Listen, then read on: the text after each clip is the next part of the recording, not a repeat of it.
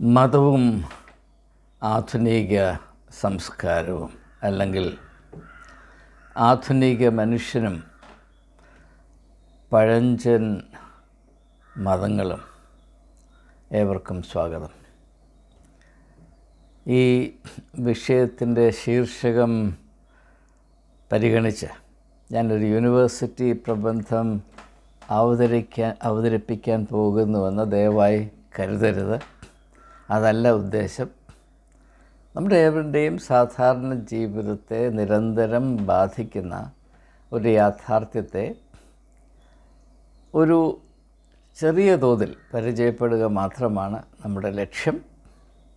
അതിൻ്റെ പശ്ചാത്തലം അല്പം സൂചിപ്പിച്ചുകൊണ്ട് ഞാൻ വിഷയത്തിലേക്ക് പ്രവേശിക്കാം. എനിക്ക് ചെറുപ്പമായിരുന്നപ്പോൾ, അതായത് എനിക്ക് 20 വയസ്സ് തൊട്ട് ഒരു 30-35 വയസ്സ് വരെ ഞാൻ പാശ്ചാത്യ സംസ്കാരവും പാശ്ചാത്യ സാഹിത്യവും വളരെ താല്പര്യത്തോടുകൂടെ പഠിക്കുവാൻ ശ്രമിക്കുകയും അതിൽ ഗണ്യമായ നേട്ടങ്ങളൊന്നും കൈവരിക്കാൻ സാധിച്ചില്ല എങ്കിലും അതിൻ്റെ ചില അംശങ്ങൾ, ചില കോണുകൾ മനസ്സിലാക്കാനും ഇടയായതിൻ്റെ അടിസ്ഥാനത്തിൽ ഞാൻ സ്വീകരിച്ച ഒരു നിലപാടാണ്,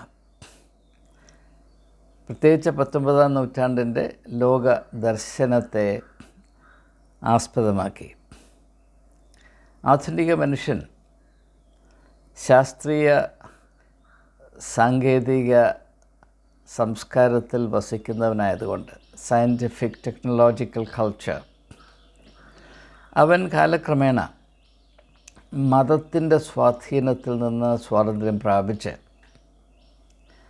മാനവികതയുടെ ഉന്നത തലങ്ങളിലേക്ക് ഉയരുകയും തൽഫലമായി ഈ ലോകത്തിൽ സ്വാതന്ത്ര്യവും സമത്വവും സാഹോദര്യവും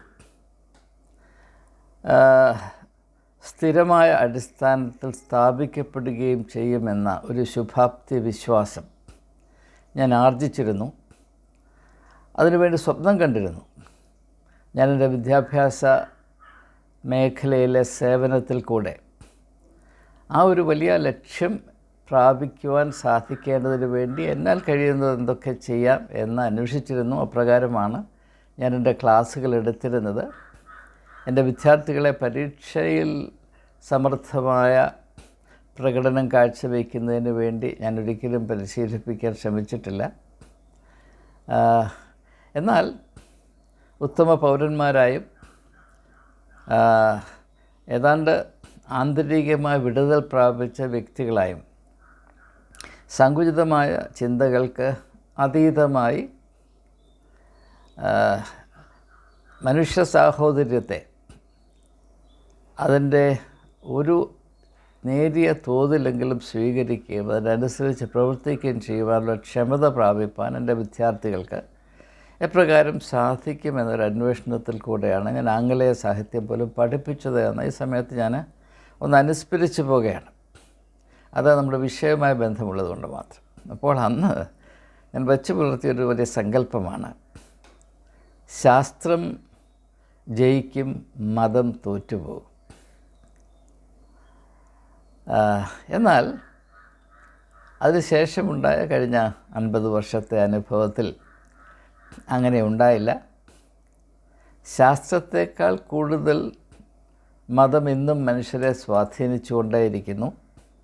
എന്ന് മാത്രവുമല്ല, ശാസ്ത്രീയ സാംസ്കാരിക പുരോഗമനത്തിൽ കൂടെ മനുഷ്യൻ അവൻ്റെ പ്രാകൃത സ്വഭാവത്തെ വെടിയാൻ ഇടയാകും എന്ന ഒരു പ്രതീക്ഷ തികച്ചും അസ്ഥാനത്തായിരുന്നു എന്നിപ്പോൾ എനിക്ക് കൃത്യമായ ബോധമുണ്ട്. അതിനെപ്പറ്റി അടക്കാനാവാത്ത ദുഃഖവുമുണ്ട്. ഒരു ജീവിതകാലത്തെ മുഴുവനും പരിശ്രമം പരാജയപ്പെട്ടു എന്നൊരു ചോദ്യം എന്നെ അലട്ടുന്നുണ്ട്. പക്ഷേ അതെൻ്റെ പ്രശ്നമാണ്, നിങ്ങളുടെ പ്രശ്നമാകണമെന്നില്ല. അതുകൊണ്ട് അതിനെപ്പറ്റി കൂടുതലായി പറഞ്ഞ് നിങ്ങളെ ഭാരപ്പെടുത്തുവാൻ താല്പര്യപ്പെടുന്നില്ല. എന്നാൽ നമ്മെ ഏവരെയും ബാധിക്കുന്ന ഒരു ദിശയിലേക്ക് നമ്മുടെ ചിന്തകളെ ഒന്ന് തിരിച്ചുവിടാൻ ശ്രമിക്കാം. എൻ്റെ ചെറുപ്പകാലത്തൊക്കെ, പ്രത്യേകിച്ച് കേരളത്തിൽ, വർഗീയത വളരെ ശല്യം ചെയ്തിരുന്നില്ല. മനുഷ്യനും തമ്മിലുള്ള അകലം മതം എന്ന് പറയുന്ന അളവുകോൽ കൊണ്ട് അളക്കുന്നത് വളരെ വളരെ വളരെ വിരളമായിരുന്നു. മനുഷ്യരെ പരസ്പരം അകറ്റുവാനും തമ്മിലടുപ്പിക്കുവാനും മൃഗീയമായ രീതിയിൽ പ്രവർത്തിക്കുവാനും മതം ഒരായുധമായി ഉപയോഗിക്കുന്നത് ആ കാലത്ത് നന്നേ വിരളമായിരുന്നു. എന്നാൽ സങ്കുചിത മനോഭാവം മതമേഖലയിൽ അന്നും സ്ഥിതി ചെയ്തിരുന്നു. എന്നാൽ അത് അക്രമാസക്തമായിരുന്നില്ല. അതിൽ അസഹിഷ്ണുത എന്നുള്ളതിൻ്റെ ഒരു നേരിയ അംശം മാത്രമേ ഉണ്ടായിരുന്നുള്ളൂ.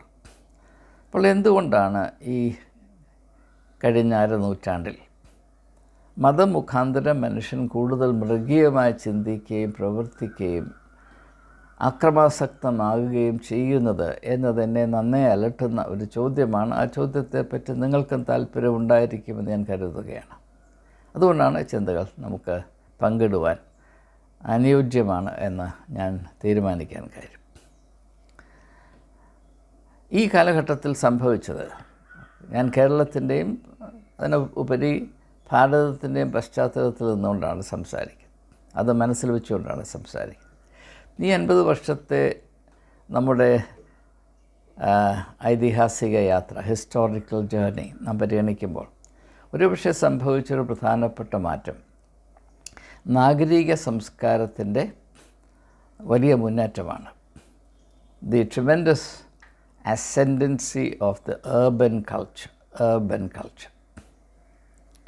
എന്നാൽ ഇവിടെ പ്രത്യേകതയുള്ളൊരു കാര്യം, നാം പറയുന്ന നമുക്ക് പരിചയമുള്ള ഒരു മതവും ഈ നാഗരിക സംസ്കാരത്തിൽ പിറന്നു വീണതല്ല. None of the religions that we know and practice today was born in an urban culture. എല്ലാ മതങ്ങളും ഗ്രാമീണ സംസ്കാരത്തിൻ്റെ സംഭാവനകൾ തന്നെയാണ്. എന്നാൽ ഗ്രാമീണ സംസ്കാരം അപ്പാടെ മാറി നാഗരിക സംസ്കാരം ആധിപത്യം സ്ഥാപിച്ചിട്ടും മതത്തിന് യാതൊരു കോട്ടവും സംഭവിച്ചില്ല. മതത്തിൻ്റെ ആധിപത്യത്തിന് യാതൊരു കോട്ടവും സംഭവിച്ചില്ല. പക്ഷേ മതത്തിന് കോട്ടം സംഭവിച്ചു.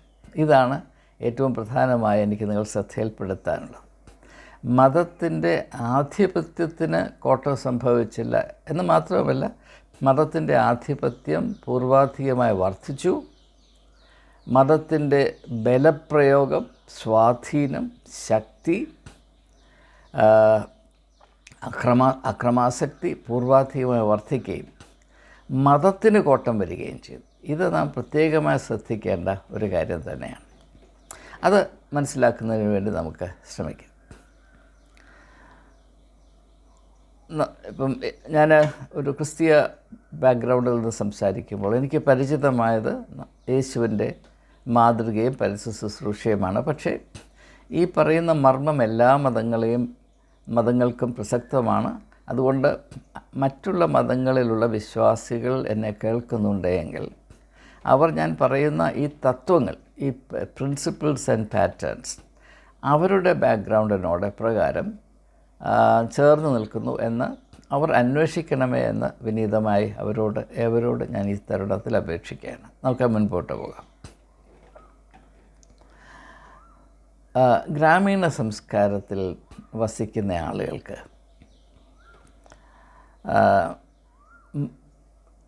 മരണം അതൊരു സ്വാഭാവികമായ സംഭവമായിട്ടാണ് മനസ്സിലാകുന്നത്. അതുപോലെ തന്നെ ഗ്രാമീണ സംസ്കാരത്തിൽ വസിക്കുന്ന ആളുകൾക്ക് അയൽക്കാർ എന്നത് ഒരു പ്രശ്നമായോ തലവേദനയായോ അല്ല, അതൊരു സഹായമായും അനുഗ്രഹമായും അനുഭവപ്പെടാറുണ്ട്. ഞാൻ ഈ സമയത്ത് ആഫ്രിക്കയിലുള്ളൊരു പറച്ചിൽ, ഒരാപ്തവാക്യം ഓർത്തു പോകുകയാണ്. അകലെയുള്ള സഹോദരനേക്കാൾ അടുത്തുള്ള അയൽക്കാരനാണ് പ്രയോജനപ്പെടുന്നത് എന്ന് ഒരു പഴഞ്ചൊല്ല് ആഫ്രിക്കൻ രാജ്യങ്ങളിലുണ്ട്. അത് വളരെ അർത്ഥവത്താണ്. അപ്പോൾ അങ്ങനെയുള്ളൊരു കാഴ്ചപ്പാട് ഒരു നാഗരിക സംസ്കാരത്തിൽ നിന്നുണ്ടാകുകയില്ല. അതൊരു ഗ്രാമീണ സംസ്കാരത്തിൻ്റെയും ലോകദർശനത്തിൻ്റെയും സംഭാവനയാണ്.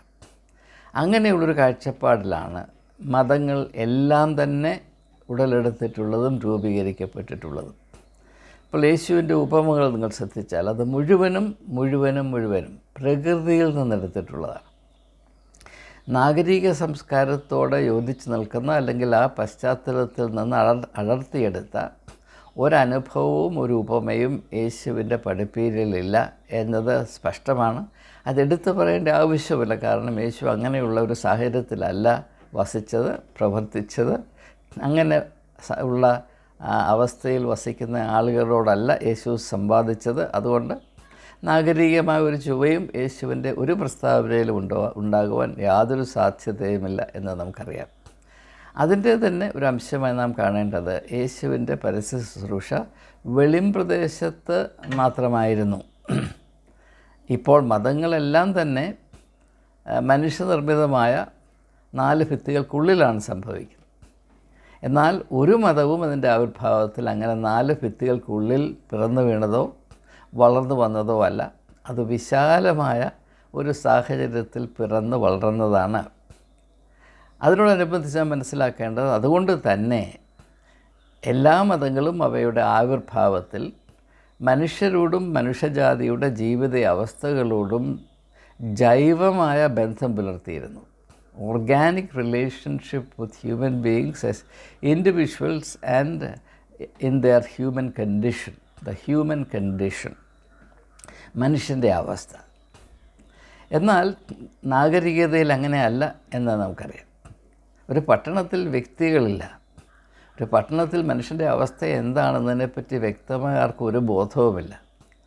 അത് ജീവിതം അനുഭവിക്കുന്ന വ്യക്തികൾക്കുമല്ല. ജീവിതം ഒരു വലിയ പ്രവാഹമാണ്. ആ പ്രവാഹത്തിൽപ്പെട്ട ആളുകൾ ഇപ്പോൾ സുനാമിയിൽ കാറുകളും മരങ്ങളും കെട്ടിടങ്ങളും ഒലിച്ചു പോയതുപോലെ പട്ടണമെന്ന മാനുഷിക സുനാമിയിൽപ്പെട്ട് വ്യക്തികൾ കാലത്തിൻ്റെ പരപ്പിൽ ഒലിച്ചു പോയിക്കൊണ്ടേയിരിക്കുകയാണ്. അവിടെ വ്യക്തികളില്ല. വാസ്തവത്തിൽ അവിടെ മനുഷ്യൻ്റെ അവസ്ഥ എന്താണെന്ന് അന്വേഷിക്കാനുള്ള സാവകാശം പോലുമില്ല. അപ്പോൾ ഇത് നാം കുറച്ച് വ്യക്തമായി ചിന്തിക്കുമ്പോൾ ഗ്രാമീണ ജീവിത രീതിയും അതിൻ്റേതായ കാഴ്ചപ്പാടും വേൾഡ് വ്യൂ കാഴ്ചപ്പാടും മനുഷ്യൻ അവൻ്റെ വ്യക്തിപരമായ പരിമിതികളെ മനസ്സിലാക്കുന്ന വിധവും അതേ മനുഷ്യൻ നാഗരിക സംസ്കാരത്തിലേക്ക് പറിച്ച് നട്ടു എന്ന അവസ്ഥയിലേക്ക് പ്രവേശിക്കുമ്പോഴും ഉള്ള അവസ്ഥയിൽ തമ്മിൽ വലിയ വ്യത്യാസമുണ്ട്. മനുഷ്യനെ സംബന്ധിച്ചിടത്തോളം അവൻ്റെ പരിസരത്തെ അവൻ മനസ്സിലാക്കുമ്പോൾ അതിലേറ്റവും പ്രധാനമായി നിൽക്കുന്ന 2 പരിഗണനകളാണ്. ഇത് വളരെ ശ്രദ്ധിക്കേണ്ട ആവശ്യമുണ്ട്. ഒന്ന്, അപരനെ പറ്റിയുള്ള ധാരണ. അപരൻ, മറ്റുള്ളവൻ. ഇപ്പോൾ ഞാൻ ഉണ്ട് എന്ന് തന്നെ എനിക്ക് ബോധ്യം വരുന്നത് മറ്റൊരാൾ ഉള്ളത് കൊണ്ടാണ്. അപ്പോൾ എൻ്റെ ബോധതലം ഉണരുന്നത് ഞാൻ എന്നിൽ നിന്ന് വ്യത്യസ്തമായ മറ്റൊരു വസ്തുവിനെയോ വ്യക്തിയെയോ പറ്റി ബോധമുണ്ടാകുമ്പോഴാണ്. അല്ലെങ്കിൽ അങ്ങനെ ഒരു ഒരു പ്രതിഭാസവുമായി ഏറ്റുമുട്ടുമ്പോഴാണ്, എൻകൗണ്ടർ മുട്ടുമ്പോഴാണ്. ഇപ്പം ഞാൻ മാത്രമേ ഉള്ള ഏകനായി വസിക്കുന്ന ഒരു ദ്വീപിൽ മാത്രം പിറന്നപ്പോൾ തൊട്ട് ജീവിച്ചുവെങ്കിൽ ഞാൻ ആരാണ് എന്ന ചോദ്യം പോലും ഉദിക്കുന്നില്ല. അപ്പോൾ ഞാൻ ആരാണെന്ന ചോദ്യം നീയാണ് ഞാൻ ആരാണ് എന്ന ചോദ്യവും അതിൻ്റെ ഉത്തരവും. അതാണ് അതിനകത്തെ രസം. അപ്പോൾ അത് ഗ്രാമീണ സംസ്കാരത്തിൽ ഈ ചോദ്യം ഉന്നയിക്കുന്നുണ്ട്. പക്ഷേ അതിൻ്റെ ഉത്തരം വ്യത്യസ്തമാണ്. അതുപോലെ തന്നെ മനുഷ്യനെ ഏറ്റവും അലട്ടുന്ന മറ്റൊരു പ്രശ്നമാണ് മരണം. ഈ 2 ഘടകങ്ങൾ, അപരനും മരണവും, ഞാനെന്ന ഈ പ്രതിഭാസത്തിൻ്റെ അതിരുകളാണ്.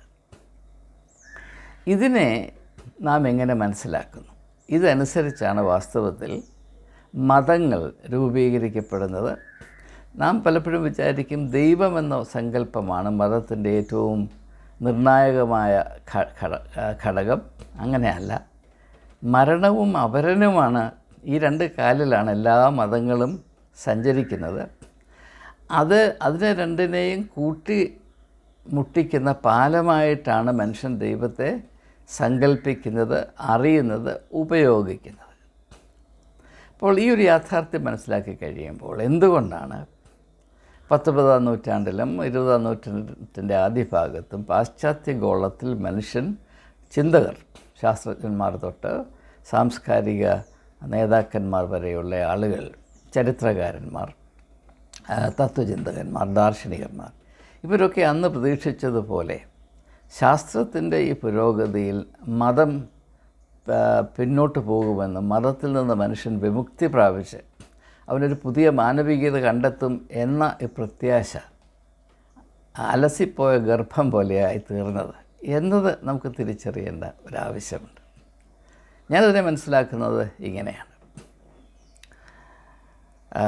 മനുഷ്യൻ ശാസ്ത്രത്തിൻ്റെയും സാങ്കേതിക വിദ്യയുടെയും ഫലമായി സഹായത്തോടെ ഒരു നാഗരിക സംസ്കാരമുണ്ടാക്കി. ഈ നാഗരിക സംസ്കാരം തുലവും കൃത്രിമമാണ്. ഈ കൃത്രിമമായ സംസ്കാരത്തിൽ കൂടെ, ജീവിത അവസ്ഥകളിൽ കൂടെ മനുഷ്യൻ കാണുന്നതും കേൾക്കുന്നതും അനുഭവിക്കുന്നതുമെല്ലാം കൃത്രിമമാണ്. അതിൽ സത്യത്തിൻ്റെ അടിസ്ഥാനം വളരെ ബലഹീനമാണ്, പലപ്പോഴും അടിസ്ഥാനമില്ലാത്ത അവസ്ഥയുമാണ്. അതുകൊണ്ടാണ് നാഗരിക സംസ്കാരത്തിൽ പൊതു അഭിപ്രായം, പബ്ലിക് ഒപ്പീനിയൻ മാത്രമേ ഉള്ളൂ. വ്യക്തികൾക്ക് അവരുടേതായ യാതൊരു കൺവിക്ഷൻസുമില്ല, ഉറച്ച വിശ്വാസങ്ങളില്ല, വ്യക്തമായ ധാരണകളില്ല, നിലപാടുമില്ല.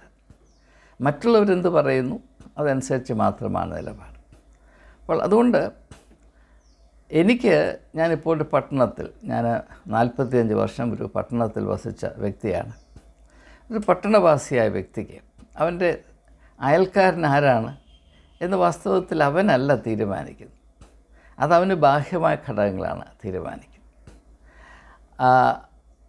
അവൻ്റെ അയൽവാസിയെപ്പറ്റി അവൻ എപ്രകാരം ചിന്തിക്കണം എന്നും അവനല്ല തീരുമാനിക്കുന്നത്. ഞാൻ എങ്ങനെ എൻ്റെ അയൽവാസിയെപ്പറ്റി ചിന്തിക്കണം, ഏത് വികാരത്തോടെ അവനെയോ അവളെയോ പരിഗണിക്കണം എന്ന് എന്നോട് നിർദ്ദേശിക്കുകയാണ്. ഞാൻ അനുസരിച്ച് നിലപാടുകൾ എടുക്കുന്നു. അതെൻ്റെ നിലപാടാണ്, ഞാൻ തെറ്റിദ്ധരിക്കുന്നു.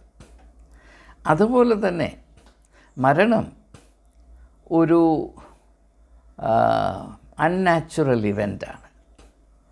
അതായത് പ്രകൃതി വിരുദ്ധമായ ഒരു സംഭവമാണ്.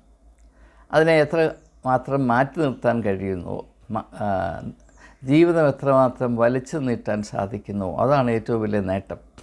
How to postpone death and how to linger on in life, അതാണ് ഏറ്റവും വലിയ നേട്ടം എന്നൊക്കെ വിശ്വസിക്കുന്ന ഒരു കാഴ്ചപ്പാട്. അപ്പോൾ ഇവിടെ ഇതിൽ മനസ്സിലാക്കേണ്ട കാര്യം, അപരനോടുള്ള മനോഭാവവും വ്യക്തികൾ അവരുടെ മരണത്തെ കാണുന്നതും ഒരുപോലെയാണ്. അപരൻ എന്താണ് പറയുന്നത്, അനാവശ്യമായ എന്നാൽ സഹിക്കാൻ നിർബന്ധിതമായി തീരുന്ന ഒരു പ്രതിഭാസമാണ്. The neighbour is an unwelcome but unavoidable reality. അത്ര സന്തോഷജനകമല്ല എങ്കിലും സഹിച്ചേ തീരൂ എന്ന ഒരു പ്രതിഭാസമാണ് അപരൻ എന്ന് പറയുന്ന ഈ അയൽക്കാരൻ. അതുപോലെ തന്നെ മരണവും നിവൃത്തിയില്ലാത്തതുകൊണ്ട് മാത്രം സ്വീകരിക്കുന്ന ഒരു യാഥാർത്ഥ്യമാണ്. അപ്പോൾ മതങ്ങൾ ആരംഭിച്ചപ്പോൾ മരണത്തെപ്പറ്റിയോ അയൽക്കാരനെ പറ്റിയുള്ള ധാരണ ഇതല്ല, ഇതിൽ നിന്ന് ഘടകവിരുദ്ധമാണ് എങ്കിലും മനുഷ്യൻ എന്ത് ചെയ്തു, അതേ മതത്തിൻ്റെ പലവ്യഞ്ജന കാര്യങ്ങൾ ഒന്ന് മാറ്റി കുഴച്ച് മറിച്ച് ഇതിൽ രണ്ടിനോടിനെയും കൂട്ടിമുട്ടിച്ച് കൊഴുക്കട്ട പോലെ ഉണ്ടാക്കി അവരനെയും മതത്തെയും എപ്രകാരം ദൈവത്തിൻ്റെ സഹായത്തോടെ കൈകാര്യം ചെയ്യാം, അതിന് എനിക്ക് ദൈവത്തിൻ്റെ ആവശ്യമുണ്ട്, അതുകൊണ്ട് ഞാൻ ദൈവത്തെ വിളിച്ചപേക്ഷിക്കുന്നു എന്ന ഒരു താല്പര്യത്തിൽ മാത്രം മതത്തെ ഒതുക്കുകയും മതത്തിൻ്റെ ബൃഹത്തായ ആത്മീയ തലങ്ങളെ ഉപേക്ഷിക്കുകയും ചെയ്തു. അതുപോലെ എന്ത് സംഭവിച്ചു എന്ന് ചോദിച്ചാൽ, മതത്തിൻ്റെ സ്വാധീനം കുറഞ്ഞില്ല, അത് കൂടി. പക്ഷേ ആത്മീയതയുടെ പ്രാബല്യം നന്നേ അസ്തമിച്ചു പോയി.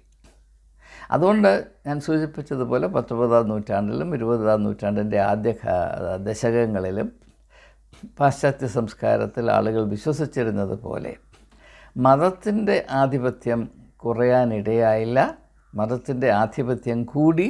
പക്ഷേ അവർ അന്ന് മനസ്സിലാക്കാതിരുന്നത് പോലെ ആത്മീയതയുടെ പ്രസക്തി, സ്വീകാര്യത നന്നേ കുറഞ്ഞു. അതിൻ്റെ ഫലമായി എന്ത് സംഭവിച്ചു? മനുഷ്യൻ്റെ കാഴ്ചപ്പാടിൽ, അവൻ്റെ വികാര ജീവിതത്തിൽ, അവൻ്റെ പൊതുദർശനത്തിൽ, അവരനോടുള്ള അവൻ്റെ സമീപനത്തിൽ അസഹിഷ്ണുത പൂർവാധികം വർദ്ധിച്ചു. അസഹിഷ്ണുത മനുഷ്യൻ്റെ ഉള്ളിൽ നിറയുമ്പോൾ അവന് ഏറ്റവും സ്വീകാര്യമായി തീരുന്നത് അക്രമത്തിൻ്റെ വഴിയാണ്. അതുകൊണ്ട് മനുഷ്യൻ അക്രമാസക്തനായി. എല്ലാറ്റിനെയും നിയന്ത്രിക്കുക, അത് അക്രമത്തിൻ്റെ ആദ്യത്തെ പടിയാണ്. അക്രമത്തെ യഥാർത്ഥത്തിൽ നയിക്കുന്ന അക്രമമല്ല, നിയന്ത്രണമാണ്. എല്ലാം എൻ്റെ ചൊൽപ്പടിയിലായിക്കഴിഞ്ഞാൽ പിന്നെ എനിക്ക് സമാധാനമായി ജീവിക്കാമെന്നും അപരൻ എൻ്റെ കാൽക്കീഴായിക്കഴിഞ്ഞാൽ എനിക്ക് പിന്നെ സമാധാനത്തോടെ ജീവിക്കാമെന്നുമുള്ള മിഥ്യയാണ് ഈ ഒരു അസഹിഷ്ണുതയുടെ സംസ്കാരത്തെ നയിക്കുന്ന തത്വം അല്ലെങ്കിൽ കാഴ്ചപ്പാട് എന്ന് നമുക്കേവർക്കും ഏതാണ്ട് ബോധ്യമുള്ളത് തന്നെയാണ്. അതുകൊണ്ടാണ് നാം വസിക്കുന്ന യുഗത്തിൽ, ഈ ഭാരതത്തിൽ മാത്രമല്ല ലോകത്തെമ്പാടും മതത്തെ അസഹിഷ്ണുതയുടെ ഒരു ആയുധമായി വ്യാപകമായി ദുരുപയോഗം ചെയ്യപ്പെടുന്നത്. ഇത് അസഹിഷ്ണുതയുടെ മാത്രമല്ല, മനുഷ്യൻ്റെ ഈ നിയന്ത്രണദാഹം, കൺട്രോൾ ഓറിയൻറ്റേഷൻ, എന്നിൽ നിന്ന് വ്യത്യസ്തമായവനെ എൻ്റെ കാൽക്കീഴയാക്കിയെങ്കിൽ മാത്രമേ എൻ്റെ അവസ്ഥ സുസ്ഥിരമാകുകയുള്ളൂ എന്ന ഈ നിർബന്ധ ബുദ്ധി ഗ്രാമീണ സംസ്കാരത്തിൽ ഉണ്ടായിരുന്നില്ല. നമുക്കറിയാം, ഹിന്ദുമതം തന്നെ നോക്കുമ്പോൾ അത് എത്രയോ സഹിഷ്ണുത പാലിച്ച ഒരു മതമായിരുന്നു. എല്ലാവരെയും സ്വീകരിക്കുകയും എല്ലാവരുടെയും നന്മ അംഗീകരിക്കുകയും ചെയ്യുന്ന ഒരു വിശാലത സനാതന ധർമ്മത്തിൻ്റെ കാഴ്ചപ്പാടിലുണ്ടായിരുന്നു. 1000 ജനാലകൾ തുറക്കട്ടെ, നന്മയുടെ, അറിവിൻ്റെ നല്ല ശ്വാസം അല്ലെങ്കിൽ നല്ല വായു, പുതിയ വായു എല്ലാ ദിശകളിൽ നിന്നും അകത്തേക്ക് അടിക്കട്ടെ എന്ന ഒരു ദർശനമുണ്ടായിരുന്നു. വസുധൈവ കുടുംബകം, ഈ ലോകം മുഴുവനും മനുഷ്യജാതിക്ക് പങ്കിടുവാനുള്ള പൊതു കുടുംബമാണ്, ഒരു കൂട്ടുകുടുംബമാണ് എന്ന ഒരു വലിയ ഒരു ആത്മീയ ദർശനം ഹിന്ദുമതത്തിലുണ്ടായിരുന്നു. പക്ഷേ അതിൻ്റെ തന്നെ രൂപാന്തരപ്പെട്ട അവതാരമെന്ന് ഇന്ന് തെറ്റിദ്ധരിക്കപ്പെട്ടിരിക്കുന്ന ഹിന്ദുത്വ, അതിന് ഘടകവിരുദ്ധമായ ദർശനമാണ്, ലോകദർശനമാണ് സ്വീകരിച്ചിട്ടുള്ളത്. അതിനനുസരിച്ചിട്ടുള്ള അസഹിഷ്ണുതയുടെ പാതയിലാണ് സഞ്ചരിക്കുന്നത്. അതുകൊണ്ട് തങ്ങളിൽ നിന്ന് വ്യത്യസ്തമായ എല്ലാറ്റിനെയും ഒന്നിൽ അടിച്ചമർത്തുക, അല്ലെങ്കിൽ ഈ നാട്ടിൽ നിന്ന് അടിച്ചോടിക്കുക എന്നതാണ് ദേശഭക്തിയുടെ ഏക ഉള്ളടക്കം എന്ന് വളരെ ആഴത്തിൽ വിശ്വസിക്കുന്ന ഒരു ഭീമവും ഭീകരവുമായ ഒരു പ്രവർത്തന രീതി നമ്മുടെ ഇടയിൽ വളരെ പന പോലെ തഴച്ച് മുറ്റി നിൽക്കുന്നൊരു കാലഘട്ടത്തിലാണ് ഞാൻ ചിന്തകൾ നിങ്ങളുമായി പങ്കിടുന്നത് എന്ന് നിങ്ങൾക്കറിയാം. എന്നാൽ ഇത് ഹിന്ദുമതത്തിൽ മാത്രമല്ല, എല്ലാ മതങ്ങളിലും. ഇപ്പോൾ എനിക്ക് പരിചയമുള്ളത് ക്രിസ്തു മതമാണ്. ഞാൻ ഈ കഴിഞ്ഞ 1100-ൽ പരം വീഡിയോകളിൽ ആവർത്തിച്ച് ക്രിസ്തു സഭകളിൽ സംഭവിച്ചുകൊണ്ടിരിക്കുന്ന പാളിച്ചകളെപ്പറ്റി പ്രതിപാദിക്കുമ്പോൾ അനേക ആളുകൾ അതിനെപ്പറ്റി അതൃപ്തി പ്രകടിപ്പിക്കാറുണ്ട്. എന്തുകൊണ്ടാണ് ഞാൻ ഈ പുരോഹിത വർഗത്തെ വിമർശിക്കുന്നത്? അതിൻ്റെ ഏക കാരണം ഇങ്ങനെയുള്ള ഒരു വലിയ വൈകല്യം നമ്മുടെ ഇടയിൽ സംഭവിച്ചു കൊണ്ടേയിരിക്കുന്നു. അതിനെപ്പറ്റി നമുക്ക് ബോധമുണ്ടാകണം. ഇങ്ങനെയുള്ള പ്രവണതകൾ സുവിശേഷങ്ങളിൽ കൂടെ നമുക്ക് ലഭിച്ചിട്ടുള്ള യേശുക്രിസ്തുവിൻ്റെ മാർഗത്തെ പറ്റിയുള്ള അറിവിനോട് ഒരു വിധത്തിലും പൊരുത്തപ്പെടുവാൻ സാധ്യമല്ല എന്നത് ജനം തിരിച്ചറിയണം.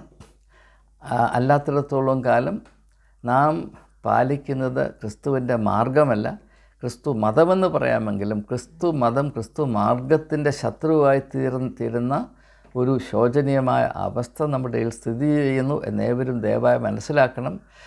അത് ഒരു പ്രസ്താവന കൊണ്ടോ 10 പ്രസ്താവന കൊണ്ടോ നേടിയെടുക്കാമെന്ന് ഞാൻ കരുതുന്നില്ല. അതുകൊണ്ട് ആവർത്തിച്ച് ഈ വലിയ അധപ്പതനത്തിൻ്റെ മർമ്മത്തെ ജനങ്ങളെ ബോധവൽക്കരിക്കുക എനിക്ക് നൽകിയിട്ടുള്ള നിയോഗമാകയാൽ അതിനോട് വിശ്വസ്തത പാലിച്ചുകൊണ്ട് മാത്രമാണ് ഞാൻ ഈ വിഷയത്തെ ആവർത്തിച്ച് കൈകാര്യം ചെയ്യുന്നതെന്ന് ഒരിക്കൽ കൂടെ ഞാൻ നിങ്ങളോട് പറഞ്ഞുകൊള്ളട്ടെ. എത്ര പറഞ്ഞാലും ഈ ഒരു തത്വത്തെ എൻ്റെ ജീവിതകാലത്ത് മാറ്റിയെടുക്കാൻ സാധ്യമല്ല എന്നെനിക്കറിയാം.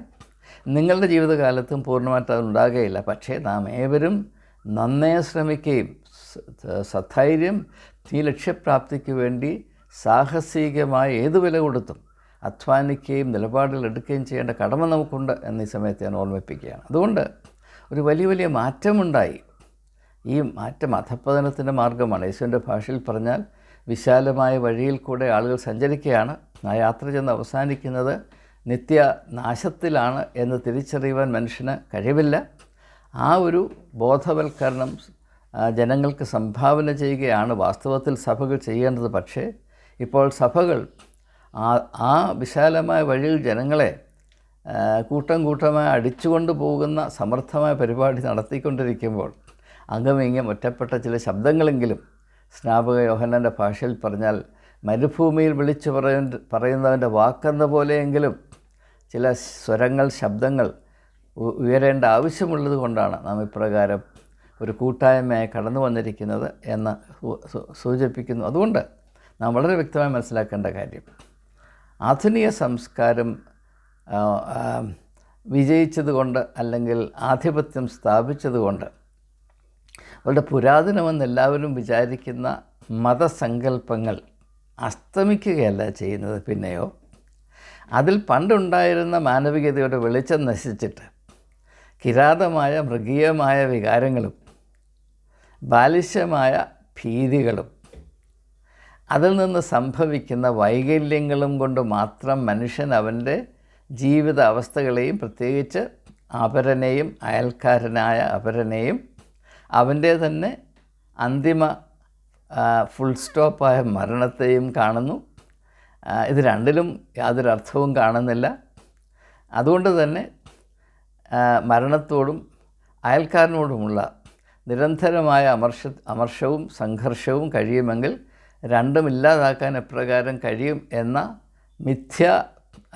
പൂർണ്ണമായ ഒരന്വേഷണത്തിലാണ്, തത്വപ്പാടിലാണ് ആധുനിക മനുഷ്യൻ പെട്ടുപോയിരിക്കുന്നത് എന്ന് തിരിച്ചറിയുമ്പോൾ നമുക്ക് ഈ അവസ്ഥയിൽ നിന്ന് വിടുതൽ പ്രാപിപ്പാൻ ആവശ്യമുണ്ട് എന്ന അടിസ്ഥാനപരമായ യാഥാർത്ഥ്യത്തെപ്പറ്റി നമുക്ക് ബോധമുണ്ടാകും. അപ്രകാരം ഉണ്ടാകട്ടെ. അങ്ങനെ ബോധമുണ്ടായാൽ തന്നെ അതൊരു അനുഗ്രഹമാണ്. കാരണം അപ്പോൾ മാത്രമേ മനുഷ്യൻ യഥാർത്ഥത്തിൽ സത്യം എന്താണെന്നും ആത്യന്തികമായ യാഥാർത്ഥ്യം എന്താണെന്നും അന്വേഷിക്കുവാൻ മുതിരുകയുള്ളൂ. അല്ലാത്തിടത്തോളം കാലം ഈ ഒഴുക്കിൽപ്പെട്ട് ചത്ത മീനെ പോലെ അങ്ങനെ ഒഴുകി നിത്യതയാകുന്ന കടലിൽ പോയി അവസാനിക്കുകയും അത് അസ്തമിക്കാത്ത നിരാശയുടെയും സ്വയശാപത്തിൻ്റെയും വഴിയായി മാറുകയും ചെയ്യും എന്ന ഭീതി മുൻനിർത്തിയാണ് ഞാൻ ഈ ചിന്തകൾ നിങ്ങളുമായി പങ്കിടുന്നത്. ദയവായി ഇങ്ങനെയുള്ള കാര്യങ്ങളെപ്പറ്റി കൂടുതൽ ചിന്തിപ്പാൻ നിങ്ങൾ തയ്യാറാകണം. ഈ അന്വേഷണ യാത്രയിൽ എന്നോട് സഹകരിക്കുന്ന ഏവരോടുമുള്ള എൻ്റെ നിസ്സീയമായ സ്നേഹവും നന്ദിയും അറിയിച്ചുകൊണ്ട് വാക്കുകൾ ഉപസംഹരിക്കുന്നു.